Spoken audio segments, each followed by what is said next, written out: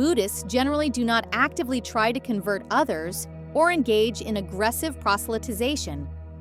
This paradox is intriguing because Buddhism has historically been classified as a missionary religion. However, contemporary practices suggest otherwise. Proselytization is an active attempt to change someone's beliefs, often with coercion. This differs from simply sharing beliefs without the intent to force. For Buddhism, spreading the Dharma, teachings, has a different meaning and motivation than proselytization in the sense of forced conversion. Spreading the Dharma is more about sharing the path to liberation than demanding the rejection of previous religious identities. This understanding is crucial for promoting interfaith harmony and tolerance. The philosophical foundations of Buddhism, the path to internal enlightenment. The non-proselytizing stance in Buddhism is deeply rooted in its unique philosophy. Core teachings emphasize inner transformation, non-attachment, and individual autonomy in the spiritual journey. Attempts to prove other religions wrong or to impose one's beliefs are considered to create animosity, which undermines one's spiritual practice. Buddhist doctrines are meant to be held with an open hand, allowing understanding to continuously grow and evolve. The principle of non-attachment to views is fundamental to the path to liberation. If one practices it, the desire to aggressively convert others, often stemming from strong attachment to the truth of one's own views, will naturally diminish. Proselytization, in this view, is seen as a form of grasping tightly and fanatically onto beliefs, which contradicts the open-handed approach to understanding the Dharma. Internal spiritual goals, such as inner peace, are prioritized over external growth in numbers of adherents. The primary goal of Buddhism is to achieve enlightenment, nirvana, and freedom from suffering, dukkha, through practice and inner transformation, not through external conversion or institutional membership. The Four Noble Truths and the Eightfold Path form the basis of Buddhist thought, which is an internal and individual journey. The concept of karma emphasizes individual responsibility for one's destiny. If the path to liberation is fundamentally an individual journey, then external coercion or aggressive persuasion for conversion becomes irrelevant. The gift of Dharma is offered, but its acceptance must arise from the individual's readiness. Forcing a change in religious affiliation without genuine internal transformation will not lead to the desired spiritual outcome. The principles of compassion, karuna, and wisdom, prajna, greatly influence interactions with others. Objectifying others as targets for conversion contradicts compassion.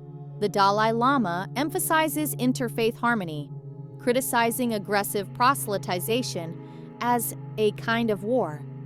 He opposes conversions using various methods of inducement and stresses the importance of respecting all religions. Buddhism believes that truth can be found in other religions. Religious tolerance is reflected in King Ashoka's 12th rock edict. Buddhist teachings are likened to a raft that carries one safely across the ocean of ignorance.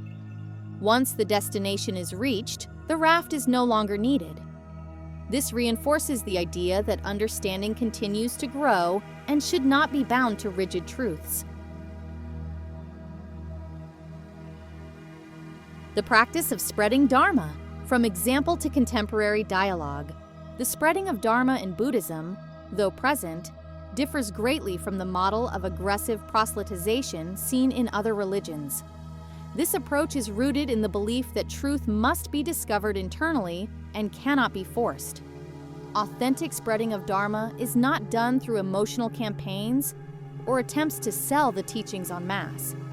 Instead, it occurs through the cultivation of deep and consistent personal practice. When one practices Dharma well, the serenity, tranquility, and wisdom that emanate from them will naturally attract others' attention. People will become curious, their minds will open, and they will come, inquire, and listen on their own. This approach is described as the height of proselytization in Dhamma, emphasizing influence through living example. This passive diffusion model aligns strongly with Buddhism's philosophical emphasis on individual transformation and non-attachment. If the path to liberation is internal, then true adherence cannot be forced. The external manifestation of a cultivated inner state acts as a powerful and non-coercive testament to the Dharma's effectiveness. This approach respects individual autonomy and readiness, in line with Vinaya rules that prohibit preaching to those who appear disinterested. It also avoids the agitation and anger that aggressive proselytization can cause. This model of dissemination prioritizes the quality of the practitioner's inner state and the authenticity of their living example over the quantity of external conversions. Buddhist tradition states that a Buddhist should not speak about the Dharma until asked. Even some schools require being asked 3 times. This shows a strong emphasis on the listener's readiness and receptiveness. The Vinaya Pitaka rules explicitly forbid monks and nuns from preaching to people who appear uninterested or disrespectful, as well as teaching in inappropriate situations. Contemporary Buddhist leaders reinforce this non-proselytizing stance. The Dalai Lama explicitly criticizes proselytization, considering it to contradict fundamental notions of religious harmony. Thich Nhat Hanh, through the concept of engaged Buddhism, also emphasizes non-attachment to views and explicitly prohibits imposing views on others. He encourages loving dialogue.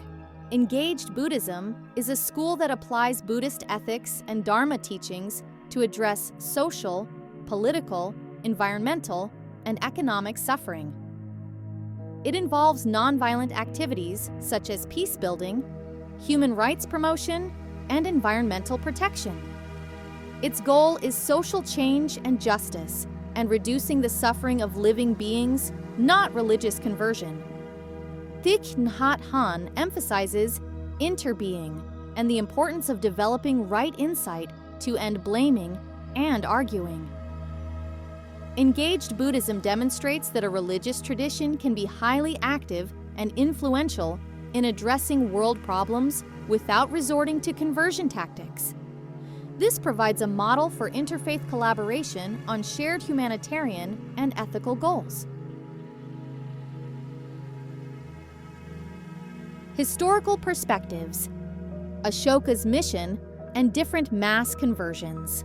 While Buddhism is known for avoiding aggressive proselytization, history records several periods of wide dissemination and even mass conversions. A key example is King Ashoka, 260 to 218 BCE, who sent emissaries, possibly including his children, to regions like Sri Lanka.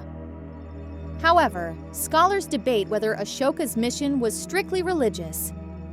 His edicts promoted the conquest of Dharma through ethical governance and welfare, not by force or exclusivity. Ashoka emphasized respectful interreligious dialogue, advising against harsh criticism of other faiths, indicating a non-aggressive and pluralistic approach. Even when Buddhism spread under state support, the method was different from the conversion strategies seen in missionary religions.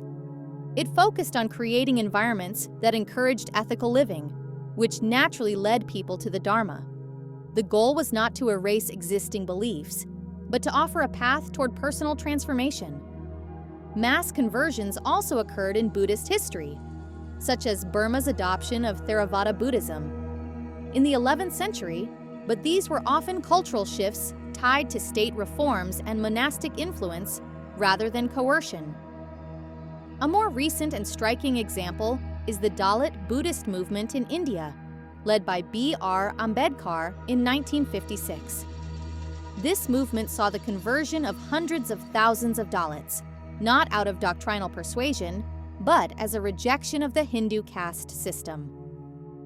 For Ambedkar and his followers, Buddhism offered dignity, equality, and liberation, making conversion a socio-political act of empowerment. He framed it as part of a modern, secular vision for India.